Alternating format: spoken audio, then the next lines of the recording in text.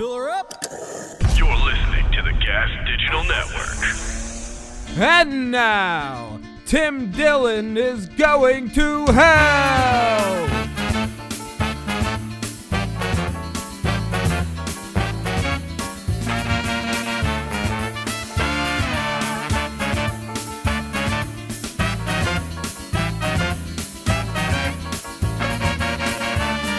Welcome to Tim Dillon's Going to Hell, everybody. We are not live. It is Tim Dillon. We should live stream these on YouTube. We're going to start thinking about that. You do get, when I'm in New York City, you do get, if you're a member, well, not even if you're a member, anyone can now go to gasdigitalnetwork.com and we stream the show live. You can watch it there in standard def. But if you want high def, you got to pay. That's Luis Gomez's sales model. You know, he's like, if standard def for the people at Gas Digital, if you really want to experience us, you really want to see the craters in people's faces, you want to get an up close look at the psoriasis, oily hair, bags under people's eyes, you gotta spring for the money, spring for the membership. Get the fucking high def. But it's another non-video episode, which we're also going to correct because I'm in LA a lot now. I still live in New York technically, although people do not believe that. It would be hard for me to prove that in a court of law, even though I do pay rent and live in New York. But I'm here a lot now. I'm here again on the show with Ben, who's producing the show. He produces all the Instagram videos. He cuts together all that footage. He edits them. And Devin's a friend of ours. Devin also helps out making those videos. And we're going to make a lot more of them. If you guys like those videos, they're fun. They're a minute. the best. They're fun. They're fucking, aggressive. Mm-hmm. And, would any network ever let us do this? I don't think so. For now. Here's what I think, though. And am I totally wrong on this? I think 15 years ago, you could have gotten away with a lot of that. Yeah. Like, I think we've gone backwards with what you can get away with now. I think you could, like, dude, if you watch Reno 911, which was like one of my favorite shows, if you watch that and you see what they got away with on that fucking show, and that was not that long ago. No. Look up when Reno 911 premiered. I want to say 2005? Yeah. No, maybe 2003, maybe. 2003. Maybe I'm... July 23rd, 2003. Yeah. It's not that long ago, and it ran through, 2007 or something? Till 2009. Yeah, that show. Dude, were you a fan of that show? Yeah. I was a huge fan of that show, and there was a lot of great comics on the show. Oh, yeah. Nick Swardson had a great... Nick Swardson was great. Yeah. Fucking... And all the cast members, Thomas Lenton, they were all... Wendy McClendon Covey, they're all fucking great. Mm-hmm. Kerry Kinney, all of them. But then you also... Patton Oswalt was on the show. You had Moshe Kasher's wife. Why am I blanking? Natasha Leggero. Natasha Leggero was on the show. There was a lot of people that would do guest characters on the show. But it was a very funny fucking show. Mm-hmm. But, dude, if you watch some of that and you were like, oh, it's on Comedy Central. And now to imagine that some of the jokes... Oh, they're... No. You would never get on. Mm-mm. I mean, when did Kimmel do blackface? When did Sarah Silverman do blackface? I don't know. 2006? Yeah. And that was on fucking ABC. Really? Jimmy Kimmel was on ABC at the time, right? Wasn't it on? Yeah, wasn't it on his show? Did he do blackface on ABC? He was dressed as Shaq. He had a bald cap, and he was on ABC. Yeah, man. It is like what's interesting is like it's been coming for a long time, but it's actually when you look at how quickly things have gotten so tight, it's really not that long. No. We've not, like, the increase in sensitivity has not been that long. Mm-mm. But it's been so, like, consuming that it feels like that. Mm-hmm. But when you go back 5 years ago even 3 years ago, it's sort of like, you can find things where you're like, oh, today that would be a problem. Mm-hmm. And some of those things are legit, whatever. Certain words people can't, get away with or just aren't as funny anymore. You know, for a while, gay guys like people used to just make fun of gay guys in comedy clubs, like the gay voice. Right. That was like a thing comedians did. So if you were out at a comedy club, a comedian would get on stage and be like, "Oh my god," and it was just making fun of the gay voice, and then that got hacky, and it just became not funny because people were like, "Oh, this is just clearly targeting a group of people without a lot of humor." If it was done well, I think still if it's done well, Right. and it's funny, like Greg Giraldo has a bit about a certain level of gay being a choice, and I forget what he said, but it's a flight attendant who's like or something. Right. But it's like gay guys were a punching bag for comics for a while. So that's why gay guys don't really like or they like female comics, but they're not big fans of comedy. But like I'm out here pitching a show this week, and I think these meetings are good. I don't know. What do I know? They seem receptive. They seem to be into it. But I'm also like, are they going to Google me? None of them have like some of them know who I am, but some of them you get the feeling that none of them have Googled me. Right. Like no one brings up the videos? No one started the meeting by saying, "I thought it was really funny that you said Meghan McCain wanted to fuck her father's corpse." Nobody started that meeting. Or like, "We really thought you were funny when you were on Fox News for 2 years on Red Eye. We thought that was really great when you said, Trump wasn't wrong about everything. You had a few points. We really enjoyed that. So tell us, what's the show about?" No one's really... Yeah. Yeah. No one's really gone that route. I think people are just, they bring you in. I'm a comedian, and they know that, and they probably are familiar with some of the stuff I've done, and they've probably seen a video or two. Here's the thing, man. Why can't, in a mature country, we say Meghan McCain wants to fuck her dad's corpse? Why can't we have fun with that? She's a public figure. She's wealthy. Why can't we make jokes about Michael Jackson, fucking bitches, which is another video we did. Where are the bitches? But again, you would never see that now on an SNL, and that saddens me because I think that would be fucking hilarious. I think it would be hilarious if that was somebody's take on SNL. But then you look at some of the things that get groans on SNL now, and you're like, who the fuck is in that audience? Like, who are these? And then you realize it's young professional liberals who are the most annoying people. I rather communists, and I get a lot of these people are angry at me because I said Maduro in Venezuela is probably not a good guy. I don't think anyone's a good guy, by the way. And I didn't advocate regime change. Like people are like, you advocated regime change in Venezuela. I don't advocate it's a podcast, you fucking clown. I didn't advocate anything. Me and Mike Racine, the first thing we said about Venezuela is we don't know what the fuck's going on. What do I know? I'm not on the ground in Caracas fucking interviewing people. I don't trust the government. The second thing I said on the podcast was, Maduro's not a good guy. I'm not a communist, and I don't believe in totalitarian systems of government. That being said, I don't trust the U.S. government to tell me anything and justify an invasion. This is what I say on the podcast. And then people send me these long messages. They're like, you're a deep state tool. You're a propagandist and a deep state Zionist shill. A Zionist shill? I have 2 pairs of jeans.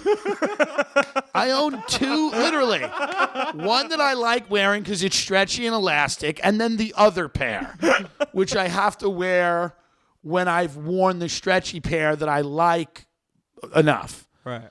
So if I'm a Zionist deep state shill with 2 pairs of pants, I live in a room with a roommate in New York City. Yeah. It's in Queens, in Astoria, Queens. So if this is the deep state shill, if I'm the puppet master, like if I'm one of the puppets and I'm being like, dude, fucking God. In trouble. We're in real trouble. Yeah. But it's just so funny how personally people take. There was this guy that used to listen to the show. It was like a nice guy, good-looking guy, had a girlfriend, seemed like a normal guy. He would message me on it sounds like I'm lighting a cigarette, but I'm not. And he would message me every now and then, and whatever, fun, and I'd message him back. And sometimes I message somebody back. You don't see all the messages. Sometimes I don't have the time. So if you send me a message, I always appreciate it. Thank you. I read it. Sometimes I can respond back. Sometimes I can't. But this guy, sometimes I'd respond to him. He got so mad that he's like, hey, Tim, equating far left and the far right will never be funny. It'll never be funny at UNRC. And I was like, he's so personally offended that he probably liked the show. He probably listened to it every fucking week. And he liked the show. And he felt like he was my friend or something. He felt like, whatever. And then I said something that he didn't agree with. And he got mad because it was like a guy that he knew or he thought he knew betraying him. You know what I mean? Like, because I noticed the striking similarity between a lot of positions that people on the far left and the far right have. That's just factual. Right. There are factual overlaps of those two. Both don't like American militarism. Both are usually not supporters of Israel. Both are not huge fans of capitalism. These are facts. I'm not saying that they're line by line 100%. I'm not saying that. But he's like, that'll never be funny. And he's like, then he said something like, you and Racine both have an 8th grade education or something. That's probably true. Probably true. Okay. Sure. I didn't do anything past 8th grade that was really noteworthy in academia. I hope this guy's a fucking Rhodes Scholar if he's fucking criticizing me. But, he's basically, trashing me because he's like hurt. Yeah, he loves you. I think the guy was hurt, and so I go back at him. I forgot what I said to him. He blocked me. Was this the thing you posted on Instagram? No, that guy didn't respond to. That guy I thought was kind of funny. That's a guy deep because I love when the Irish get abused. Yeah. So if you're gonna abuse me and you shit on the Irish, I'm not mad. I'm not mad at any abuse I get. By the way, I'm never gonna be upset at the abuse. The only reason I'll block people is if I find them hacky or if they attack someone that I know on my page. Right. I kind of block them. You can kind of say whatever you want about me. Like, there's this one guy that every week sends me a message, you were obese. I think it's hilarious. I think it's funny. I don't know what. I think it's fun. Like, I don't block him. Yeah. I don't care. Right. He's consistent with the bit. It's just every week. Every now and then he'll switch it up and he'll put something else in, but he always leaves obese as which is a funny word. Obese is just a funny word. I can't find the messages this kid sent, but it's really just he blocked me. He right away blocked me because I responded to him and I was like, listen, you fucking whatever. I was like fucking upset and I shouldn't have done that, But it was just one of those things where it's like, it is interesting people that get offended at something someone said on a podcast and then feel the need to rattle off a few paragraphs to them. Have you ever done that? Would you ever do that? No, they have to be, when I was a kid and they were like next level famous. But I would never send anything personally to them, I'd just talk to my friends and say I'm done with them or I hate them now, Right. But I don't understand, how he listens to you consistently and then one thing makes it all crumble, like that mentality. Like you're already with him. Yeah. He's already with you. He listens all the time. He got mad. He was angry. Like you're influencing, Venezuela. Yeah, like I'm a fucking factor in the fucking national debate about what to do in Venezuela. You know what I mean? Like he's like, I can't believe Tim with all his power is advocating regime change. First of all, to use the word advocating, like I am advocating anything, is so funny to me. He's like, you're advocating. He's like, it's almost like that's irresponsible. A man with your stature, a man with your reach and platform, a man who dressed up in a dress and said that he was Meghan McCain and she would only fuck her father. How dare you? A man that people look to for guidance. A man who people clearly go to your fucking page and listen to this podcast to have you figure the world out for them. I mean, how dare you irresponsibly tar the leader of Venezuela? You know? You have 3 stains on your shirt right now. 3. All from baked beans at a great diner, at Astro Diner. Yeah. You know? I mean, so anybody out there, and this is just an aside, we're not going to do this whole episode, but like anybody out there that's really upset about something that I said, this is what I seriously suggest that you do. And I don't get a drug addiction. You know what I mean? Like, I was an addict for years. I could not have cared less what anyone said, even if I respected them. Right. You have so much time on your hands. It could be filled, like everyone else in this country, sitting on a couch and scratching your skin off. You know? Like a lot of, you know? Yeah. People are doing Roxy's and Oxy. I mean, listen, go get a drug addiction. Not forever. Go give it a shot. You got too much riding on what fucking some guy says on a podcast you don't even know. Grow up. Nobody cares. It's not a big deal. Mm-hmm. No one cares what you think. This is what I understood when I was a kid.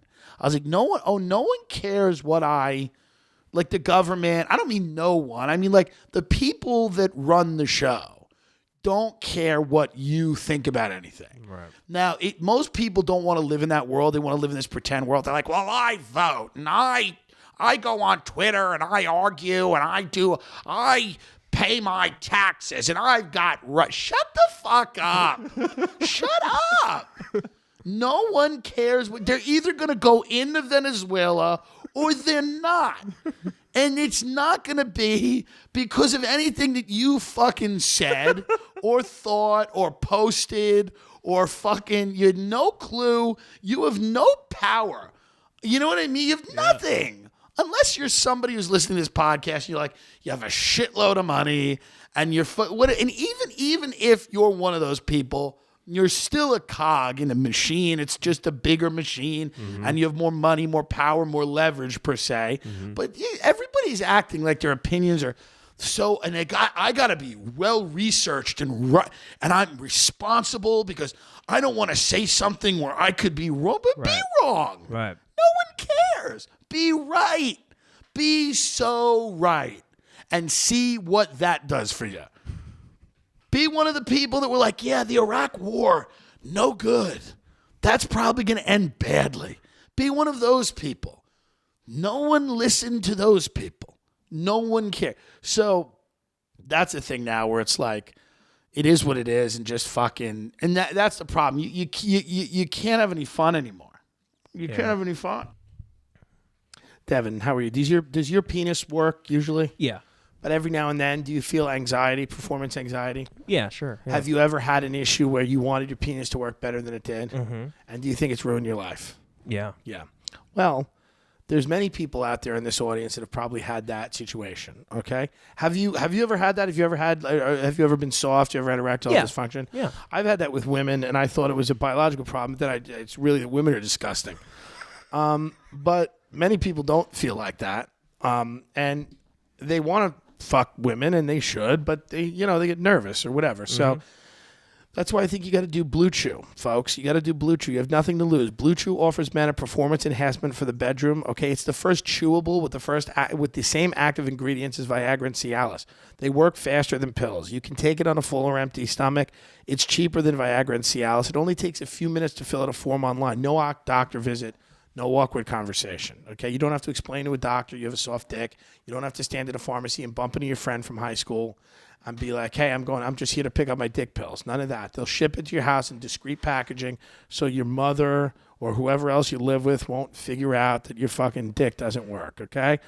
It gives you confidence in bed every fucking time. Chew it and do it. That's what I would say. Have you ever used Viagra? Have you ever tried? Does it work? No. I want to. Just somebody gave me a pill of Viagra. I've never tried it. I'd love to try it. Yeah, same. I think it's probably great. There's nothing shameful about it, folks. No. Nobody's body works. That's the reality. Most people's bodies don't work, and nobody's mind works. That's why people are on 15 pills so they can leave their fucking house every day. So there's no shame in this, okay?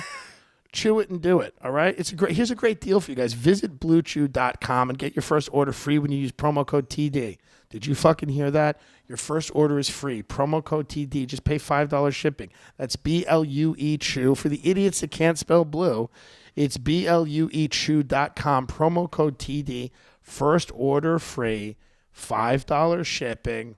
It literally is. You can't lose. Take it. Sometimes I'll take a Blue Chew.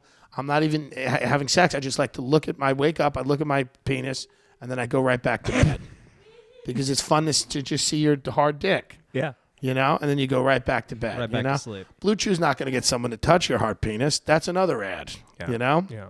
That I will hopefully get those ads soon. But I'm telling you, BLUEchew.com. First order free, $5 shipping. I mean, that's really the move, folks. I'm telling you right now. But I'm pitching that show, and you go into these rooms with these people and these these executives, and these people are. Sounds like it's gonna be racist, but it's about. It's not. Execs. No, it's not. Listen, it's These people. these people in Hollywood. Who live on the coast. I'm kidding. I'm satirizing a racist. That's what a racist would say. No, but I literally mean, listen, listen, anybody that works as an executive in these companies, it has nothing to do with their religion or their race or anything like that. It's a specific type of person. It's generally a specific type of person. Just like the same people, they're agents or managers, they're a specific type of person. Generally a person who Goldman Sachs said after their internship that, no, we don't have any positions for you. You have to go back to your parents' house. And the tech startup goes, we're good. So they go, well, I like SNL after parties and I like offices and I want to be. So that's what they do. They get into being. But then there's some really good people and really creative and smart people that have made a lot of cool shit. I've not met any of them personally. I haven't. None of them have ever wanted to work with me.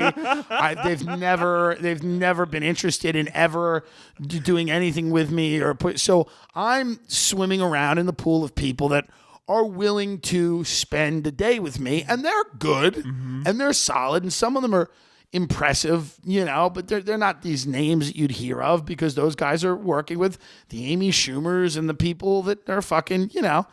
But I'm pitching a show, which is my life, which is when I was a closeted drunk cocaine addict selling mortgages in 2009 after the financial crisis. I had a house, and this is all true. I had a $600,000 house I bought with 106% financing, meaning that there was no down payment. I financed 100% of the transaction and then 6% for closing costs and things like that, And you can't do that anymore. I took it with a subprime mortgage, no income, no asset loan. I had no income and no assets, but I had a good credit score, and I was able to show some money in the bank, and a bank handed me $620,000. Hey, it was 2007. I bought the house. It is what it is. And the whole show is about just the disaster of that, my fucking entire tragic life, And it's a lot of tragedy in the pitch. Because it's not tragic where it's like, I was born with cancer, and I can already anticipate people being like, you were a white man and you had a house, and it wasn't tragic. It was your privilege. And it's like, no, you're right. To an extent, you're right.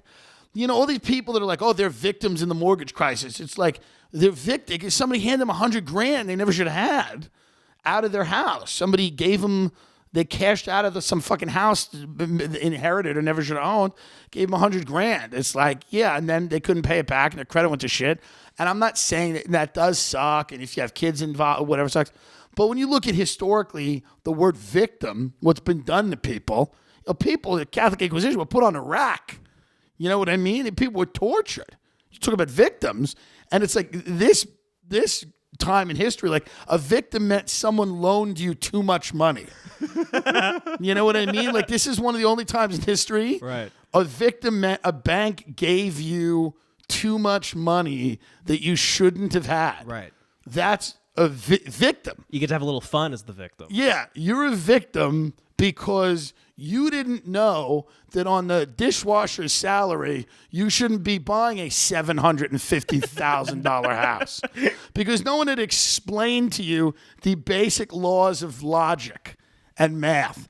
Everyone's like, it was trickery. All these people were duped. And it's like, yeah, was there predatory lending? Was there bad shit going on? Sure. But there was a lot of people and a lot of people don't understand about the mortgage crisis.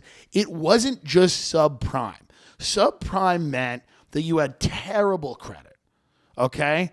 And you got, a loan you were able to like state your income. You didn't have to prove any of your income. So you could just say, yeah, I do this and I make this. And you go, okay. And you didn't have good credit and you got this adjustable loan, meaning that you got a low rate for 2 or 3 years and then it would adjust. And then when the adjustment came, you would just refinance again into another loan. Now, the problem was your house kept going up in value. So every time you'd refinance, you had the equity to refinance. You had the equity to take another mortgage out. Then when the mortgage crash happened, the houses stopped going up.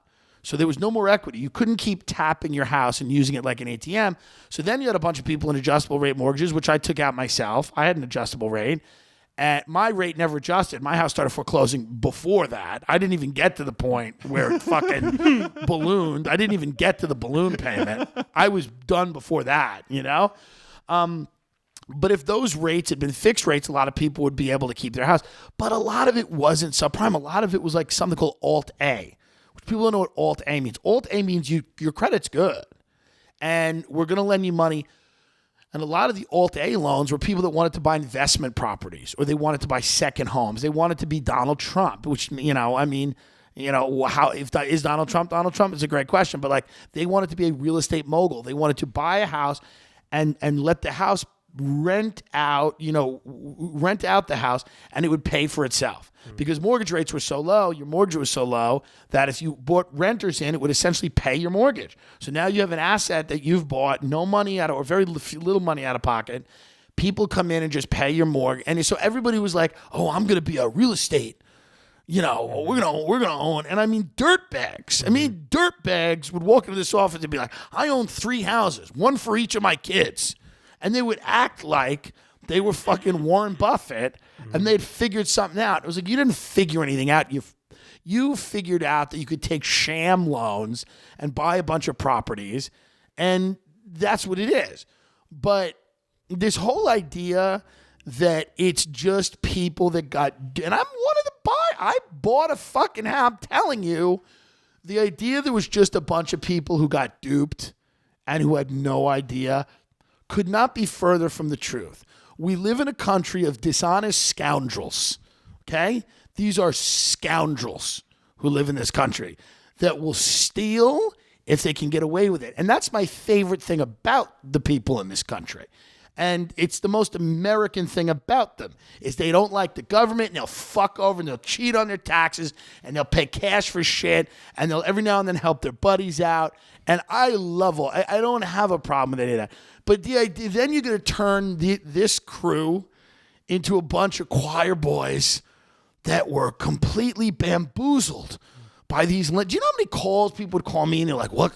Hey, what can we do here? Can we my brother will say that I work at his Chevy dealership." They were pitching me fraud ideas. I'm like, we really can't get away with that stuff anymore. They're like, what if I put my mother on the loan? She's about 4 months from death. But we can get her to sign. I remember doing a loan for a guy. Oh God, I'm never getting on TV telling these fucking stories. I did a loan. Every time it sounds like I'm lighting a cigarette, I'm eating a pear. I did a loan for a guy in Brooklyn, in Sunnyside, Brooklyn, and a guy came to me. He goes, listen, here's the deal. He goes, listen, I want to open up a strip club in Miami.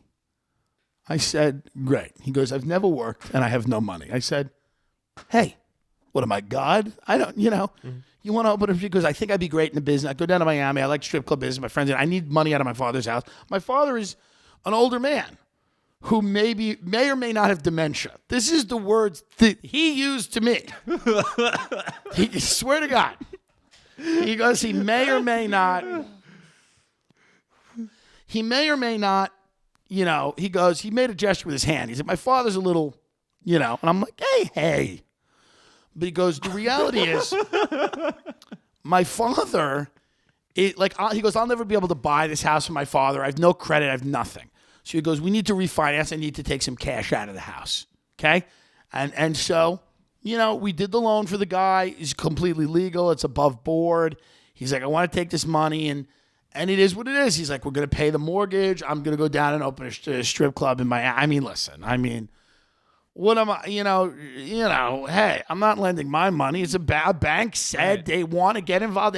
Now, we didn't write in the application, this guy, Epifanio, wants to go down to Miami and do the strip club. We just said they're going to take money out of the house. I don't know why, for home improvement. No one cared, you know? Now, during the closing, it was a little uncomfortable. I had never met the father, okay? This guy sent in all the documents. I had never met the father. We get there. The father is essentially dead. We get to the closing. We show up to the closing, okay? The closing attorney's there, and the closing attorney's like, have you met the borrower? I'm like, no, I spoke to the son. She goes, I'm kind of uncomfortable with this because the guy, he goes, he seems like ill. I'm like, what do you mean he seems ill? She goes, he just doesn't seem like he's, you know. So I go in there, and the father is sitting at the table. The father clearly has no idea where he is. He's very, very old, and he's out of it, right? So Epifanio's sitting there, and he's like screaming in his father's face. He goes, Dad, the men from the bank are here. Father is expressionless, sitting at the table, right? I go, hello, sir. How are you? I'm blank blank from the bank. And again, expressionless, doesn't look at me. Total weekend at Bernie's. So I'm like, let's, you know, they got to get, you know, we're here. So they take out these papers. The son is like helping the father sign his name. And the closing attorney's like, I don't know. And I'm like, the man is an elderly man. His son is, you know, he's helping out. What are we? The judge and jury? You fucking, you know? And in the middle of the thing, like the father would kind of have like the father would be like, what is happening? And then his son would look at him and go, Daddy, keep signing. It's almost over. It's almost over, Daddy.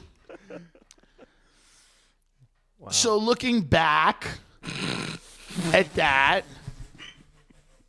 who's the victim? The dude's about to die. The guy's dead. The father is literally dead. I'm trying to find the victim. Now,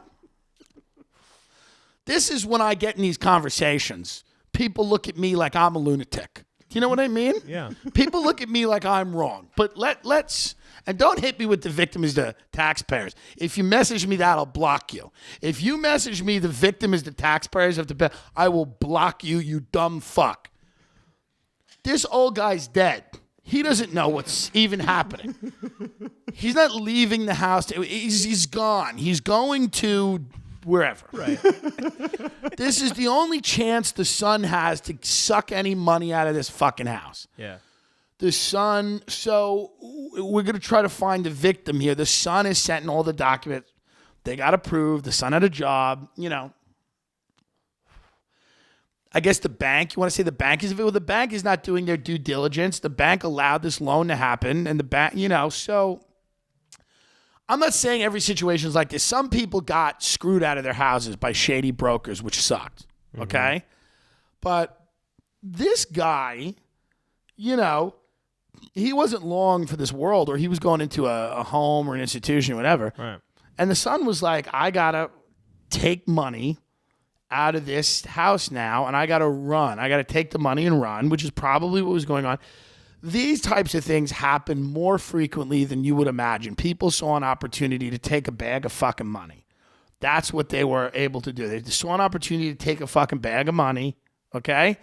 And, you know, it doesn't mean I'm not justifying some of the crazy shit that went down, but But I'm just saying, in my own case, when somebody came to me when I was 23 years old, coked out of my face, dancing in a nightclub called Mirage with some curvy fucking Italian broad in Long Island, and somebody's like, bro, you should buy a fucking house, dude. And I was like, yeah, I'm gonna.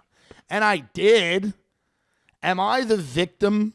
Am I the victim in that situation that I bought a $600,000 house with no income and rented it out? I think you're the customer. I don't know what I am, but the reality is like the term victim.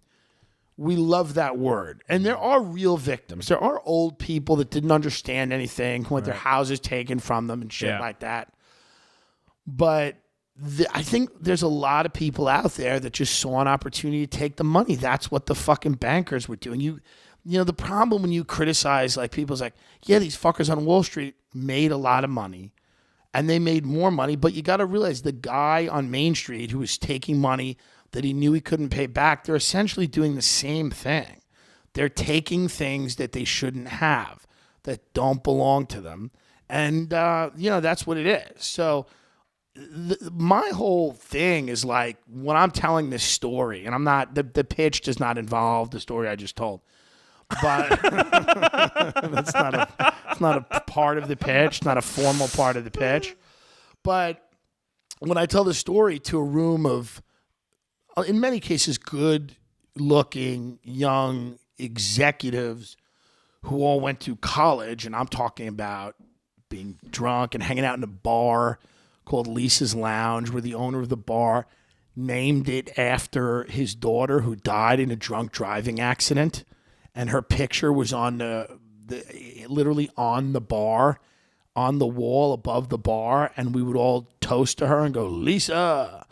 And the bartender, Tracy, would say to us, I remember one day we were there, it's 2 p.m., somebody said something, and Tracy was like, what? It's fucking Easter? And we all looked, and Tracy goes, I guess I should have gotten my kids baskets. And then she goes, well, that's why they live with their father. And we all laughed. So when you're telling stories like that, these executives, they're kind of amused, but at the same time, they're kind of disturbed. And I want to tell them, I want to say this to them. I want to say, do you realize if you guys had been in some of these situations, if you had met some of these people, if you had been in some of these fucking nightmares, everything you do wouldn't suck as much? Right. There's a reason that everything out there right now, not everything, but a large, because you people are making stuff for your friends. Yes. You're making shit for other people who have the same sensibility as you and have the same life experiences as you. And it's fucking, it sucks. It's not good. Every time somebody tells me something's great, I watch it. I'm like, it's fine. Maybe best case, it's fine. But it's interesting because you see a lot of people that are like making this, and some of them are great. Like some of these people, you talk to the guys at FX, you're like, you guys are fucking smart. You make some of the best TV that's ever fucking happened. And I totally understand why. Because you ask great questions, you're fucking in, you're 100% present, you're fucking great, And then you meet some other people and they're less so, but like, yeah, I think a lot of it comes down to the fact that like, why does SNL suck? Because nobody in the SNL writers' room, or very few of them, if any of them, have taken a public bus. Right. You know what I mean? Yeah. They're the same fucking schools, the same shit, the same opinions, and dude, everything sucks if you put what makes doing these, like, we all have different experiences in our life, and that's why I think we're all funny, and when we hang out, we're all funny, because like we were talking about you in high school, you were fat, and people didn't like you. And in high school, I was not as fat, and everyone loved me. Yeah. And it's those differences in our lives, you know what I mean, are important. They're important. And those are the types of things that make us funny. Yeah. You know? Yeah. The But suffering. Being on the bus would make the show, Yeah. some broaden your horizons. Yeah. Deal with some suffering. Deal with some shit. Yeah. I'll tell you another thing. Here's the reality. Devin, there's no one on the planet like you. Do you know what I mean? Yeah. Now, you might say, I'm a skatery guy. I live in the valley of LA. I'm trying to do YouTube videos. Literally everyone in the world is like me. Everyone in my world is like me. But that's not true. I think you're a very unique person. So why would you buy a generic mattress? That's the question. I don't Do you have know. an answer for that? I have no No, answer. you don't. Helix Sleep has a quiz that takes 2 minutes to complete and matches your body type and sleep preferences to the perfect mattress for you. Whether you're a side sleeper, hot sleeper, like a plush or a firm bed with Helix, there's no more confusion and no more compromising. How do you sleep usually? Nah, not that well. I think I need one of these. Well, do you sleep on your side? Do you sleep on your... Yeah, my side. Yeah. Yeah. I sleep usually on my stomach, I think, and then I like put my head on my arm. I sleep like someone who's in a prison cell, waiting for their lawyer to call. But Helix Sleep was even awarded #1 best overall mattress pick for 2019 by GQ and Wired magazine. CNN called it the most comfortable mattress they've ever slept on. Literally, this is true. Sleep experts will tell you if you're not sleeping. A friend of mine, Ben's brother, had sleep apnea. He got a machine, and he's now sleeping deeper and better, and his entire life has changed. He has more energy. He's feeling better. He's going out and doing things that he didn't do because, sleep is very important. So a lot of times it's not, sleep apnea, but people just don't have the right mattress. If you don't have the right mattress, a lot of people are not sleepy, especially if you're a couple. Having a bit better mattress means better sleep, better sex, everything, better individual support. Helix can even split the mattress down the middle. So if you're in a relationship, it provides individual support, needs, and preferences for either side. They have a 10-year warranty when you get it. Try it out now for 100 nights risk-free. They'll even pick it up if you don't love it. They're so confident in the product, you can try it risk-free, and if you don't love it, they'll pick it up, okay? Helix is offering up to $125 off all mattress orders for our listeners. Get up to $125 off at helixsleep.com/TD. That's helixsleep.com/TD, okay? And I'm telling you right now, I got a great mattress. I use this service. I'm now sleeping better, okay? And I've started doing triathlon. I've won 2 triathlons in the past month that I've done. I've won them, and because of sleep. Because I was not sleeping well, and I was not winning triathlons. Because I always got to the bike portion, and I was like, I feel tired. Because you swim first, Right. Yeah. right, and then you do bike or you run, You bike. Yeah. right. So I would swim, and then I'd get to bike, and I'd be like lethargic, I needed that sleep. and then I would always complete it, but I would always come in like third. Now I'm winning because of sleep. helixsleep.com/TD. You were talking about your thing. Your mom went to New Mexico for a year. Yeah. Weird marriage, to a very quirky man. That'll do it to you. I love how you just say quirky. Just, guy that's obsessed with movies and, What torpedoed the marriage? he had an affair with a Armenian real estate agent that was his student. Hot. Yeah. No, I saw them too one time. Fucking? No, just driving. Just driving by me when I was after school. They just happened to be driving by, and I was like, "That's not my mom." Wow. Yeah. Did you know what was going on immediately?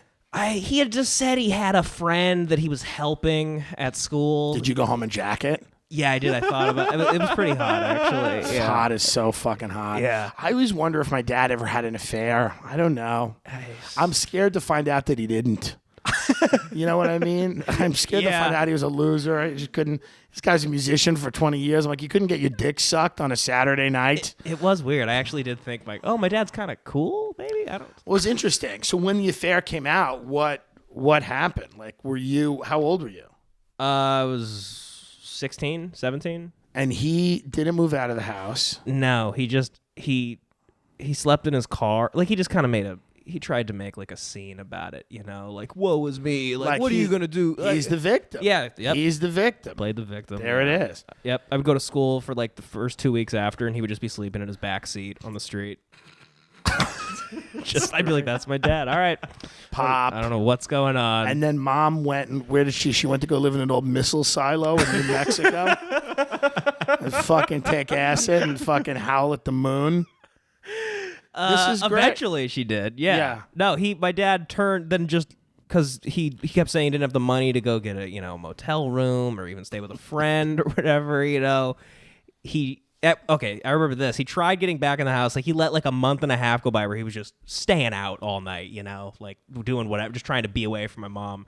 And one night he came back and he was just kind of like, walking around the house and putting things away like it was back to normal. And my mom was like, Daryl, like, no, we're done with this. And he goes, honey, how much longer do I have? He was like 50. Right. All right. How much longer? So he's pretending he's dying. Yeah, pretending he's on, the verge of death. He's a health nut. He's That's obsessed great. with vitamins. How He much takes longer do walks I all have? day. Just let me live the rest of my life in peace. Yes. Oh, great. Yes, yeah. So why did she bounce?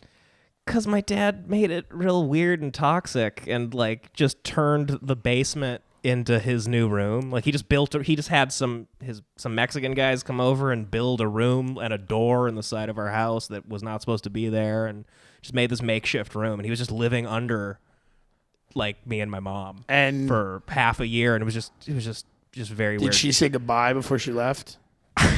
Yeah. Okay. Yeah. It was How like old were you when she left? Probably 17. I think the divorce happened when I was 16. It wasn't, fine. I didn't. You're it wasn't. old I didn't enough. care really. It was just awkward. It was just very Right. strange. I wanted them to get divorced. It was the best thing that ever happened to me. They were horrible together. Yeah. It was just annoying. But, and it was You're an only child. yes. Yeah, me too. Yeah. Only child. Interesting. Mm-hmm. I always wanted a brother or sister. Never a sister.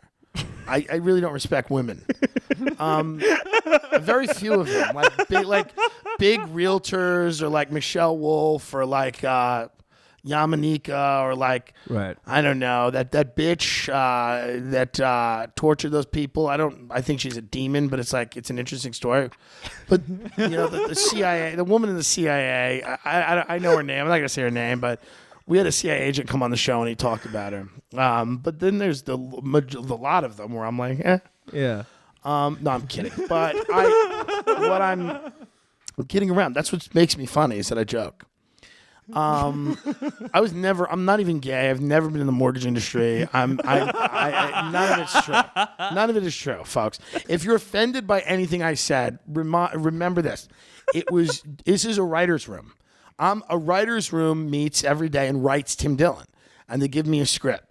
So if I've said anything you don't like, Yeah. if I've offended you because of my Venezuela comments, it was handed to me by a writer's room of people that all went to Harvard and Yale, and they think this is great satire. It's satire. So if anything you hear rubs you the wrong way, know that this is Ivy League approved satire that I am delivering quite brilliantly all the time for usually free. Mm-hmm. Okay? I'm doing a performance art piece. I don't exist. Yeah. As a human being, I am not a human being. I am a performance art piece. Yeah. Here for your enjoyment. Colin Jost wrote you. Any of them. Sure, all of them. Yeah. They write me. They go, wouldn't it be funny if this guy was gay and had all these crazy opinions and let's just make him a real demon, but kind of likable. And that's where we are. That's where we're at. We're in season 34 of a show that was written by some of the most talented, all liberals, good liberals, good liberals. They are concerned with global warming. They want babies, if they upset the mother, to be drowned right after birth. They're and again, so that might offend you. That was written for me. That is not something that I said. This is a script that I memorized and downloaded into my brain. But I always wanted a brother. Because I think I always wanted to fuck a brother. Like if I had a brother, was a hot brother. Like I always wanted a hot brother. I never wanted a gross brother. Right. I wanted a good-looking brother who was like a hot brother who was walking around the house all the time naked. I wanted to fuck my pretend brother. Yeah. I get Listen, it. again, oh, that's offensive? Okay. tell the room. Let the room know. Tone it down in there, boys. Tone it down in there, boys and girls who have nice lives and all, work real hard. But this is my thing. I always thought that siblings liked each other a lot more than they do. When I went out into the world, I found out that a lot of people, they don't even hate their siblings. They don't care. It's indifferent. They don't care either way. They're indifferent. It's kind of interesting to me. I always wanted somebody that I could go through life with. Right. But it's not like that, really. It's really not like that for a lot of people. For some people, it is. Mm-hmm. For some people, it is, and their brother or sister or whatever is really, really close. And some people, it's just one of those things. Mm-hmm. Did you ever regret being an only child? Because it means our parents are selfish. That's what it means. Yeah. Our parents are selfish. They didn't have more children. They didn't care that we had a sibling to hang around and play around with. They wanted to just have one kid and then keep going with whatever important work they were doing. Yeah. So did you ever? Not really, because the siblings that I knew didn't like each other, really. They was always arguing or jealous of each other. It was like, being younger. I envied it more when I got older and I saw certain, bonds between siblings. But for the most part, it wasn't that. For the most part, you were just I was just, cool. Yeah. I don't have to share the TV or do anything. Well, that's why I make close friends, because I think I substitute friends for siblings. Yeah. You know what I mean? Mm-hmm. How long have you kept? Who's your oldest friend? My oldest friend. I keep friends for about 24 months. No, literally. I believe. Listen, they're like a subscription. I keep friends for about 24 months. Yeah. And this is something that I talked to the writers' room about. And I've wanted to extend people's contracts on the show. The writers' room have said, got to keep it moving. Got to keep going. You're on a journey. A lot of these people are not on a journey. Mm-hmm. It is what it is. Maybe they can come back for a cameo. Right. So I think that 24 months is an appropriate friendship. Who's your oldest friend? My Korean friend, Arnold. I've known him since second grade. Arnold Kim. Yep. Second grade. Went to high school with him. Went through middle school with him. We separated for fourth and fifth grade. But yeah. Yep. How often do you speak to him? Not often now. Right. So here's what so the reality is you're not really friends. Yeah, I mean, we'll text about football once a year. That's not a friendship. Fan. Yeah. One of my friends, Michael, tried to explain to me that all straight male friendships were just talking about sports, and then I said, no, you just don't have any friends. He told me he's like, good straight guys that just talk about sports. I go, no, you don't have any friends. You know what I mean? Yeah. I mean, that's not what all straight male friendships should be. Mm-hmm. You know? No. I mean, am I wrong there? No, you're not. I mean, straight male friendships should be guys that relate on a certain level who fuck each other. Yeah. That's what straight male friendships. Straight male friendships. Straight male friendships should be dudes who every now and then fucking have a little fun. And fucking don't get ridiculous about it. No. Aren't gay. Right. But realize that there are limits to what women can do for you and what they're willing to do for you. 24. I look at people now. I'm 34. I look at people now with a large group of friends. I think they're mentally unwell. I believe this. I think if you have a large group of friends, you're mentally unwell. Something is wrong with you. Like I had a woman say to me recently, we're out, and she goes, it was after show, she goes, I have a large social circle. And I said, oh, you're mentally ill. That's all. Are you 16? The fuck do you mean you have I have a large social circle? You're a psychopath. You should have a few friends. That's it. You should not have a large social circle. Am I wrong? No, I don't think you are. Because, I mean, she can't really get deep with anybody because no one really likes her. She's just an acquaintance to everybody, Everyone's an acquaintance, kind of. What people mean when they say they have a large social circle is it mean there's a group of people in their lives who they can demean and burden. Yeah. Okay? Yeah. And that those people, because they have, insecurities of their own, they can't get out of that web. Right. So they are stuck listening to this person burden them with their nonsense. It's crazy to make it, Ray Comp, the great Ray Comp, who we're going to have on the show when we're back in New York, who is a very, very good friend of mine. who's been a friend longer than 2 years, but Ray Kump said, he had a great joke. He goes, I don't want to do heroin, but it's hard to make friends after 30, which is true. It's like, how do you if you're doing heroin with somebody, you've got a buddy. Do you make friends now? How old are you, 27? 26. You are the last new friend I've made, Right. in comedy. It's just, if you like somebody, Right. in comedy at this point, I'm not like, making new other friends outside of what I'm doing, It's hard to make friends after a certain age. Yeah. I really believe that. I think it's very tough. It's just who has the time to keep, setting aside time for a new person. You already got people. I think when I hear that there are people that I've never understood, like when people say to me sometimes, like, I have the same 5 friends I've had since 5th grade. It's the same 5 friends that we all had. We all went to camp together, Then we all went to school, and we've been together forever, and we're all in each other's wedding parties. To me, that's an odd experience to have on this planet. Mm-hmm.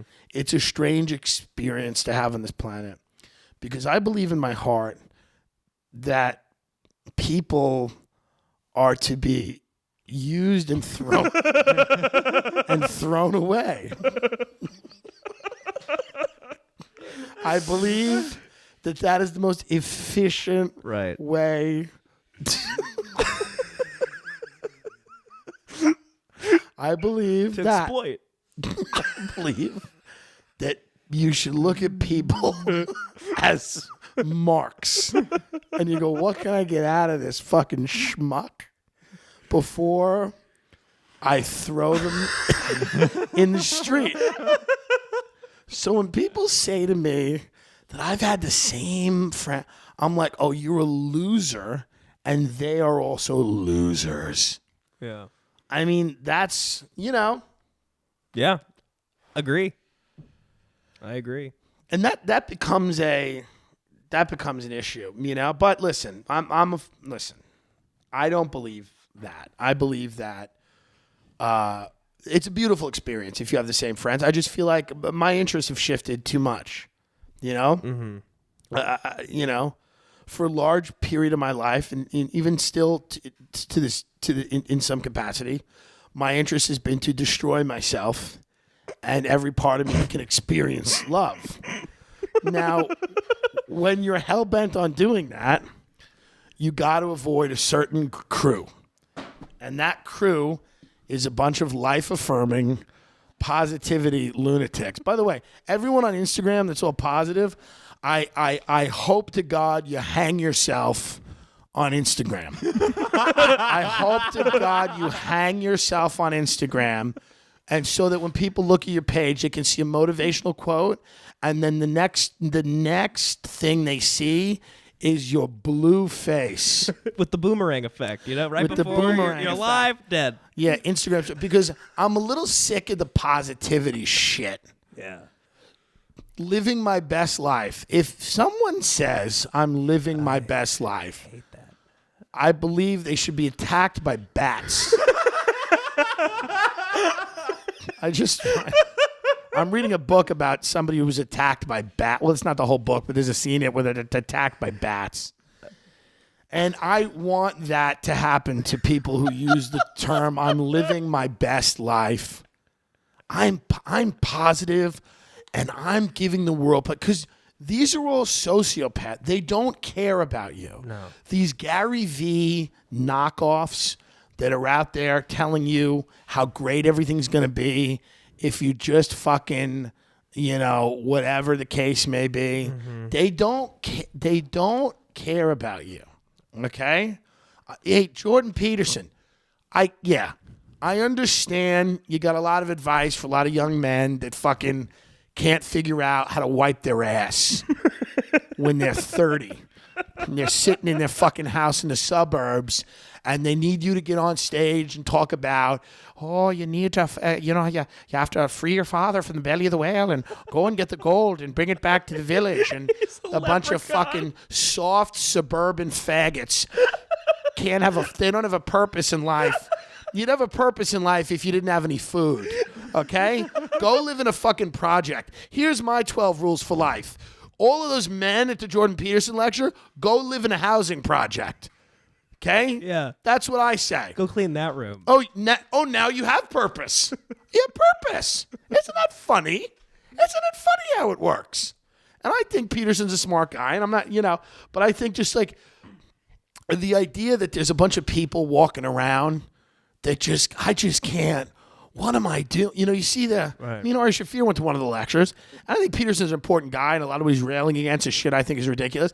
But this motivational crap where people are like, you changed my life because before I met you, I didn't realize I had to flush the toilet, and I didn't realize I should have a job, and I should make money, and I just thought that I'd lay in my bed and jack off, and all the cum would get crusty, and I'd eat it. And what animals are out there that fucking can't live their fucking life? They need fucking. This is why I prefer Ty Lopez. I prefer these hucksters on Instagram that are complete, like, multi-level marketing Amway hucksters who don't even cloak it in this mythological shit. Like Peterson cloaks it in this like mythos and meaning. You need meaning in your life. I'd rather some fuck who's just like, hey, build the brand. Here's what you got to do. Right. Get the contacts. Because it's like, it's clearly based on nothing. And I like those guys. I like those motivationals. I don't mind them. Mm-hmm. But the idea that there's such a need for this, that people don't fucking have any clue. And these are people that have been raised in nice environments. Not always, but in a lot of cases. They're kids from the suburb. They're bored. And they can't find any purpose. So they I need somebody to come in and Gary V. Hey, thanks, Gary.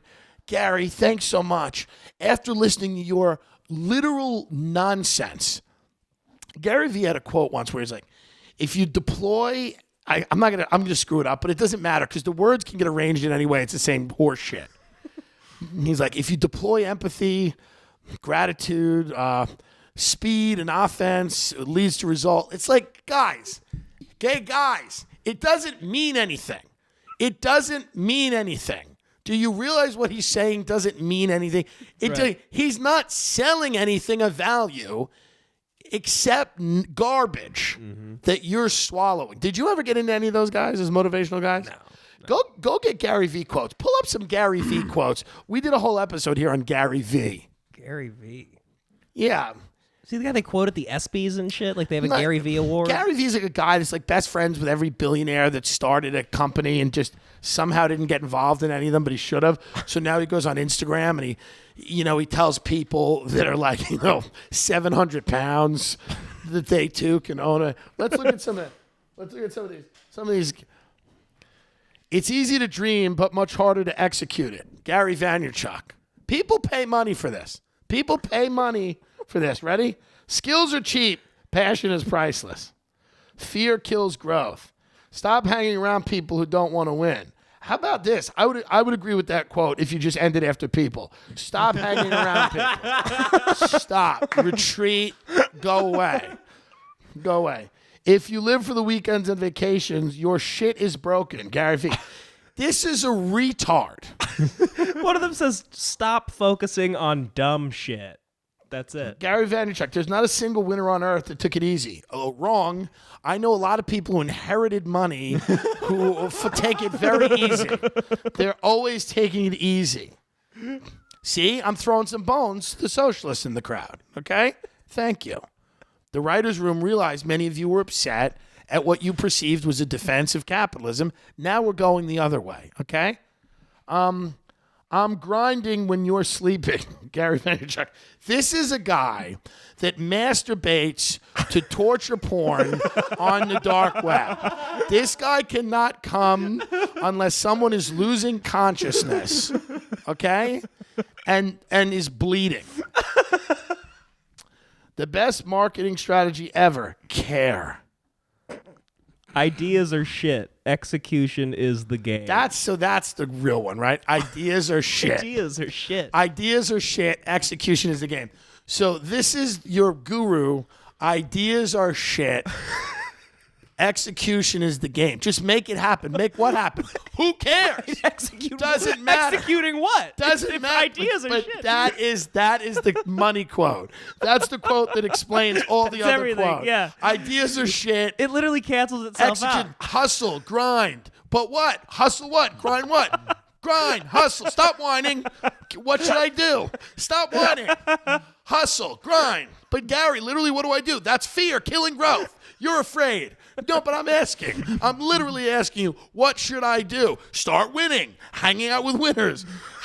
Gary, how? I have diabetes. Gary, I need an operation. Gary, let me ask you a question.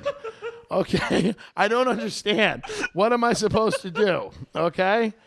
The brands that connect with clients in a real way, those are the ones that win.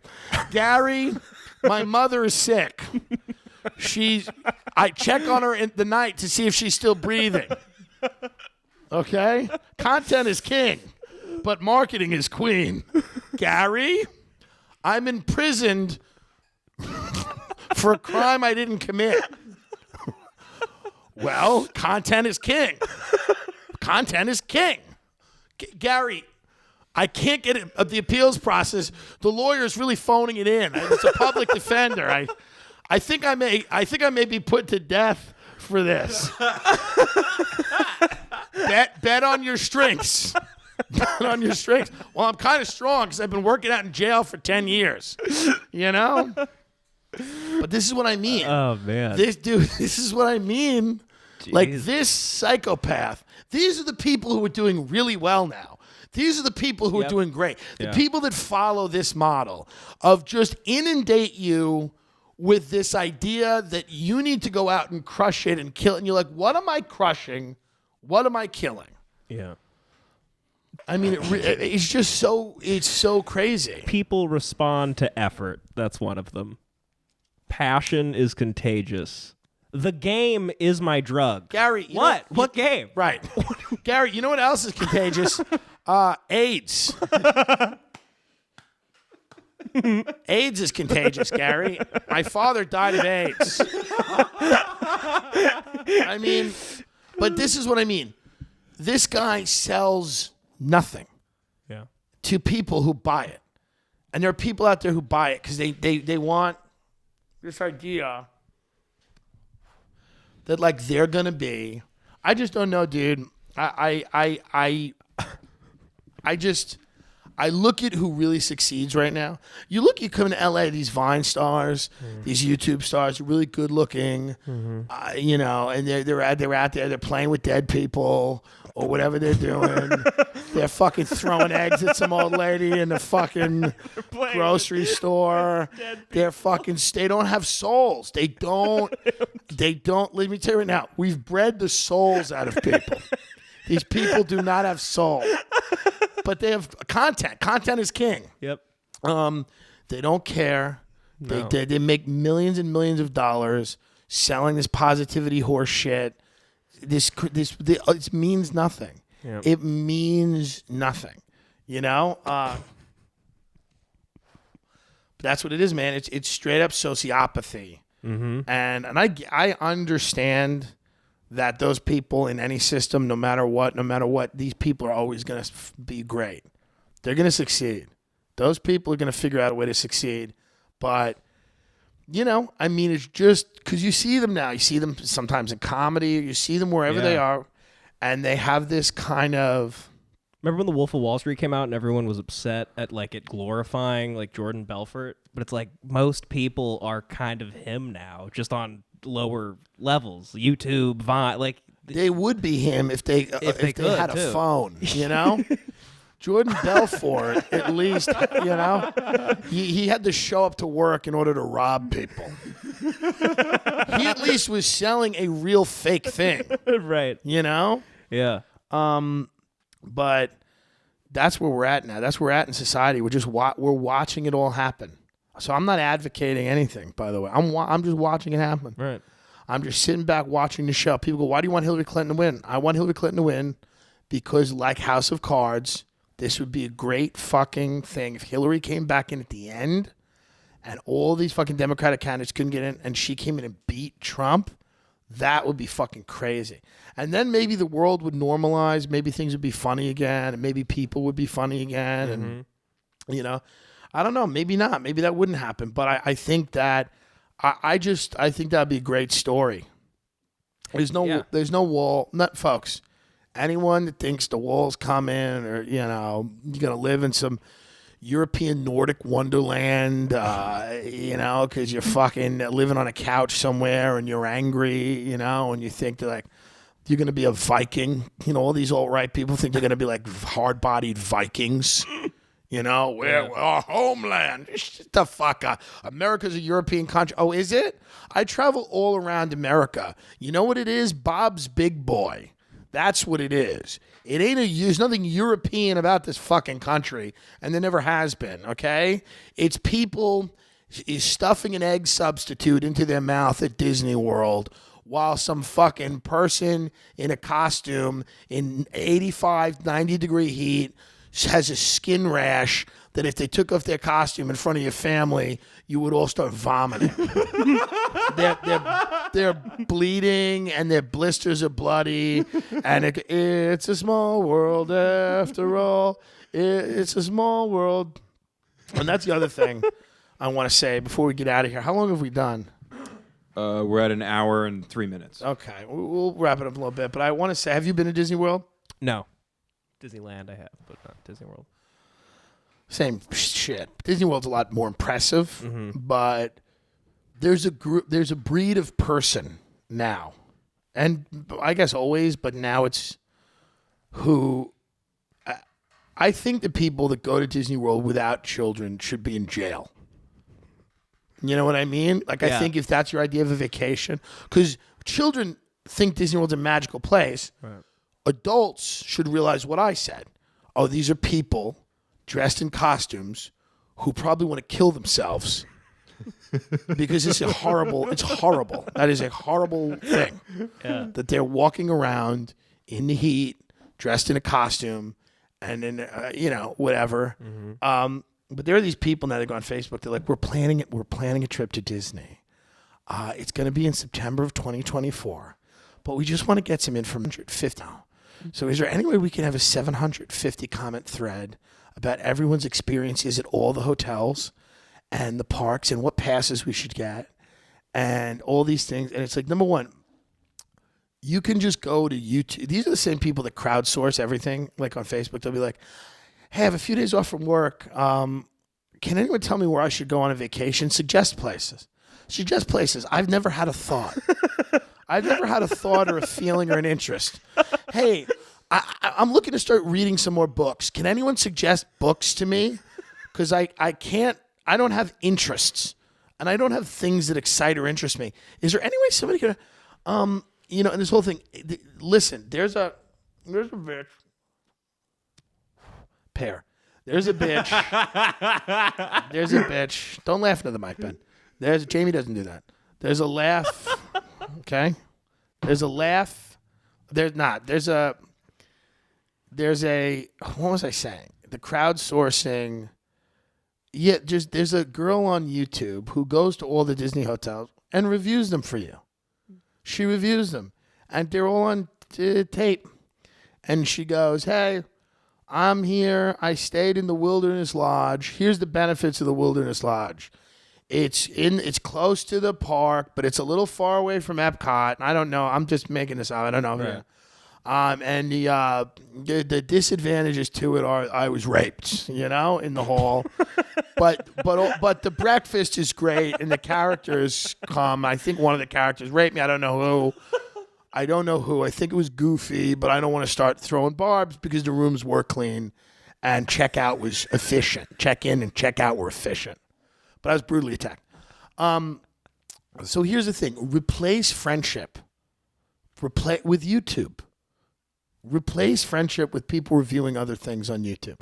You don't need to ask people you barely know on a social network what their experiences were.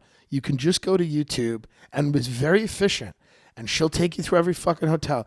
You don't need some fucking clown telling you, get away. There's these big bugs in this house, and one of our other retard friends was like, they kill the small bugs.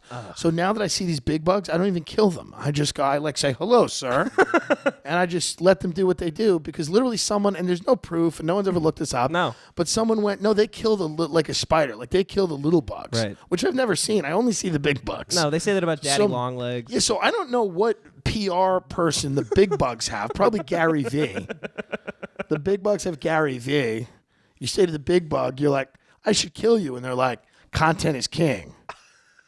Why don't you stop whining and start hustling? The I'm bug's like, all right. hustling. I mean, so I don't know, man. I don't know. Maybe they'll buy this show. I think it's a funny I think it's a funny show, man. I mean, if that's the pitch, I don't know how they can turn it down. You know, but I think I gotta stay. Somebody said to me today, they were like, stay online. And I think I gotta stay online. Yeah. And that's the reality. I'm gonna try. I really want to make cool shit. Yep. I don't just want to do stand-up. There's a lot of cool shit I want to make. There's a lot of cool shit out there. You know, a lot of bad shit. There's a lot of bad shit, but there's some diamonds in the rough. There's some shows that are good, you know, and I hope that, you know, I get the opportunity to maybe work on something. I don't know that I will, but, you know, I mean, these are the things that you know, you hope. You hope. What are you, best case scenario for your life? If you could just say, I want to, because I'll tell you my perfect life. You go first. My perfect life. Your perfect life. Just tons of money and being able to make what I want and have a nice snack room. You know, sometimes with the industry What do you mean a stuff, snack room? that's all I don't even know why, you know. That's what Michael Jackson called it, the snack room. Like getting in the industry and getting like a real show. If it's not good, then the only thing cool about it is Where the would money. you live? And Best case, where do you live? Where you living? I'd have a house in New Orleans and then a house. You have a house in New Orleans? Have you ever been to New Orleans? Yeah, I like it a lot. And where in New Orleans? Like the French Quarter. Ooh, Yeah. the French Quarter. Yeah. Not a mansion in the Garden District. Maybe the Garden District, and then I wander Okay. over to the French Quarter. I just like that you could walk and drink and eat everything. And Okay, so you want to live in New Orleans so you could walk and drink. That's your perfect scenario. You want to live in the French Quarter of New Orleans and step through vomit and hear jazz music every day.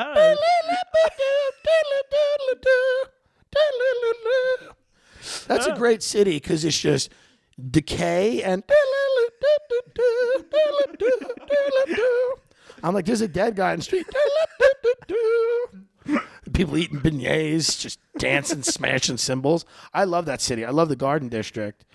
My perfect life was if I was a dictator of a small country, but a nuclear country. We'd have to have a nuclear arsenal. yeah. And I'd like to be the dictator, and I'd like to run the state TV so that I was constantly putting out content, which is king. Yeah. And, you know, that would be my life. And I'd live Yeah. in the palace of the country, Yeah. you know. Would you put these people away? These Instagram people, you know? Some of them would, I would make love with some of them. I would love to date an Instagram influencer, like one of these young, hot Vine stars. I would like to date them. Remember Brittany Murphy's boyfriend who was a fat mess and then they both ended up They both dead? died, yeah. That's what I want. Brittany Murphy was like this good-looking actress. Yeah. And she dated this fat monster. I think they were both killed by her mom. And God only knows what he said to keep her in that relationship. You know you're nothing without me, right?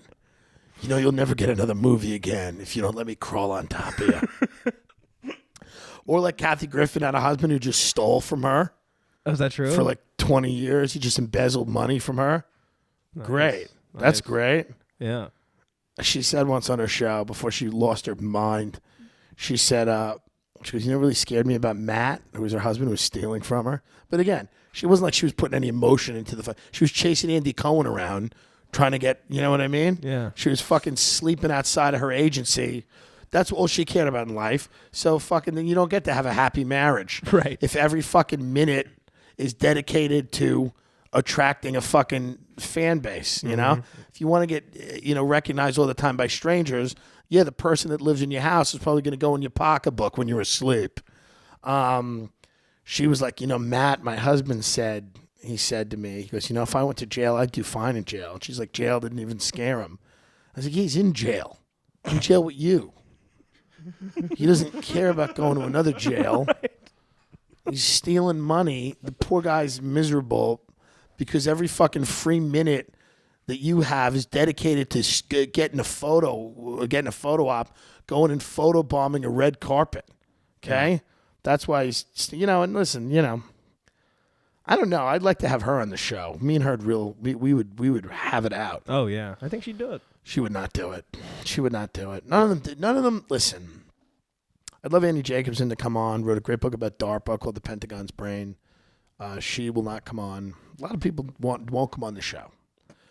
And I've told those people, if I've ever said anything that has offended you, or if you don't feel like the show is prestigious enough, know that everything that I'm doing is being written in a room by Harvard-educated liberals who are concerned with global warming and racial justice and trans rights. And they write me. They write Tim Dillon. Tim Dillon's I'm a commodity that is being written by very sharp, smart people who figured it out. Yeah. Okay? Yeah. Who understand that religions other than Islam are dumb. They're stupid. They're stupid, and the people that believe in them are stupid. Yeah. But Islam is a beautiful tradition of faith. But any other belief, and Scientology, those two are great. Yeah. But everything else is a waste of time. Yeah. Okay? What are you smiling at? Did you get pictures of Brittany Murphy's? Oh, man. Dude, that guy. That's a character Tom Segura plays, Great. How did they both die? Get that up before we get out of here. A lot of people think the mom killed I got to them do a both. few ad reads after this. Can you guys please buy the Bear Mountain maple syrup? Stop fucking around here. You stop fucking around and buy the Bear Mountain maple syrup and don't make a fucking fool out of me. Just order the maple fucking syrup. What do you give a shit? What do you give a shit? Do you want the show to continue? Get the maple syrup. Get the dick pills. Okay? I know it's not fucking Audible. Okay? I know we're not, it's not Intuit QuickBooks. Help you do your accounting. Blue Apron. Here's a little bag of spices. You can make a little fish and eat it with your fiance. No, it's none of that. It's dick pills and it's Bear Mountain maple syrup. Get it. And CBD. Go and get all the CBD products, please. The lube and the oils and the lotions and do it. Because it helps the show. If you think the show is entertaining, Get the maple syrup. buy the maple syrup. I don't know. There is a direct relationship between you buying the maple syrup and me continuing to do this show. Because this is the society that we live in. This is capitalism. I didn't make the rules. Fucking Antifa that thinks Meghan McCain's funny but then gets mad at me because you think I want to go knock off Venezuela. How about this? I will permit a genocide in Venezuela if you buy the maple syrup. I will stand idly by while Maduro makes soup out of his own people. I don't give a shit. I don't even like Venezuelan restaurants. I do like a rapist. But the point is, buy the maple syrup, folks. Is it so fucking hard? You get a jug of maple syrup and you put it on shit. Right. What's your favorite? Pancakes, French toast, waffles. Waffles. No, you're right. But the thing is, pancakes have an 80%. They're 80% good when you order them out. Waffles are 50% Yeah, good. yeah. Lower success rate. And French toast is like 20%. French toast is such a fucking throw it at the wall. Some French toast is amazing and it'll change your life, but most of it is just like literal bread. You ever go to a diner, they hand you literal bread for French toast? What did you get, Ben? What are we looking at, Ben? It was pneumonia, iron deficiency, anemia, and multiple prescription drug intoxication. Sorry. Katie, are we being too loud? We'll be done in a few minutes. Okay. A cop just came in. So wait a minute. So they said the mother killed them? Yeah. Yeah, there's a lot of legitimacy to it. How did the mother kill them? Well, the father thinks that the mother killed them both because he died like 2 weeks later. But so how Ben just said what, iron deficiency? They think there's like mold in the house, and they both got the flu real weirdly. I think and the mother fed them. I'm just gonna run with it because it sounds better than them just dying. I don't know. Well, guess what? Good for the mother. Good for the mother. Yeah. Looking at those two wastes of life. You know what I mean? Yeah. Good for her. All right, we're gonna wrap up the episode. Devin Costa, very funny guy. People should go watch your YouTube videos. They're really funny. Your Instagram page is what? Devin Trill Costa. Your YouTube. YouTube Devin Costa, and check out my podcast. Hate That You Love It with Devin Costa. Hate That You Love It. Yeah. Hate That You Love. Devin talks more on his podcast. You know? Yeah. But I think you talk enough here. Yeah. Okay. I think you have a good run. Buy the maple syrup. Ben, you want to plug your information? Yeah, at Ben Avery is good on Instagram and Twitter. And I produce Devin's podcast too. We just launched that. So if you like the videos, Ben edits all the videos. If you don't like the videos, message Ben and tell Ben. Yeah. No, seriously. I don't want to take all these messages. That's fine. Message Ben if you don't like, or if you have ideas for things, instead of messaging me, message Ben. DM me. Yeah. Some guy said to me, he goes, I came up with a character for you called Cash, Crimes Against Sean Hannity. Oh, yeah. I don't even know what that means. But he goes, that's a character for you. I'm like, all right, bud. Thank you. TimDillonComedy.com. I have dates coming up. I'm at Laugh Boston in May. I'm at Dead Crow Comedy Club in North Carolina. I'm coming back to Mohegan Sun in Connecticut. It's one of my favorite rooms to do. I have dates in the fall or late summer, early fall. We're going to be at the Stress Factory in New Jersey. We're going to be at in Providence at the Comedy Connection in Rhode Island. Moon Tower Comedy Festival. This is a big one. This is coming up soon in April, the 24th through the 27th. If you're getting a badge, you can get in. If not, I've posted everywhere on Instagram and Twitter. You can buy one event, and the one event you should buy, I'm doing a live podcast with Ron Bennington on the 25th of August, Thursday at Speakeasy in Austin, Texas at 6 p.m.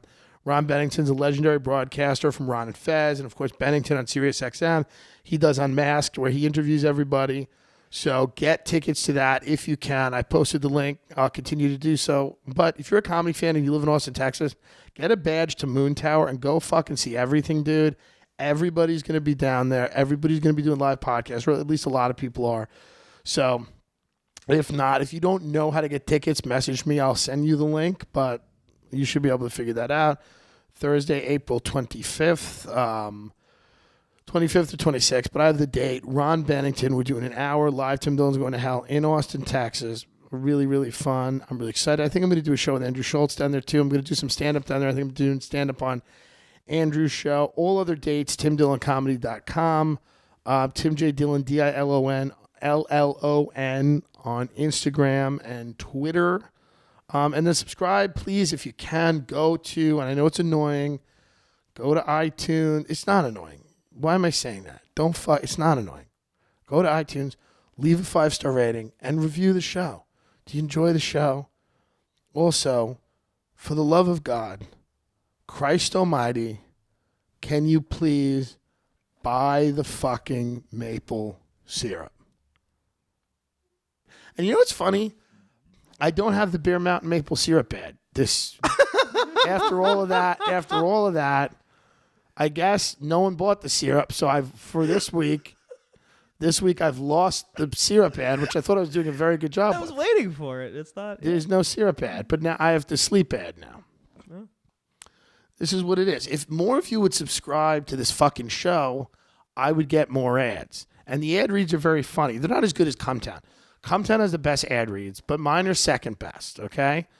So the ad reads are fun in and of themselves. If more of you listen, subscribe, rate, and review, we'll get more ads, and the ad reads will be very fun.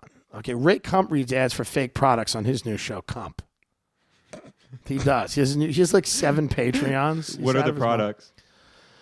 I don't know. I think he reads an ad for like a defense contractor or something. It's crazy. Go listen to Kump, by the way. I mean, it's really insane. Go listen to Kump. Go listen to his new podcast, Our Love is Disgusting, with his girlfriend, Lucy Steiner. The photos of them necking, it's a lot. But go listen to it. It's very funny. Support Ray, and he'll be back on when we're back in New York. Devin, as always, funny guy. All right, thanks, folks. Bye.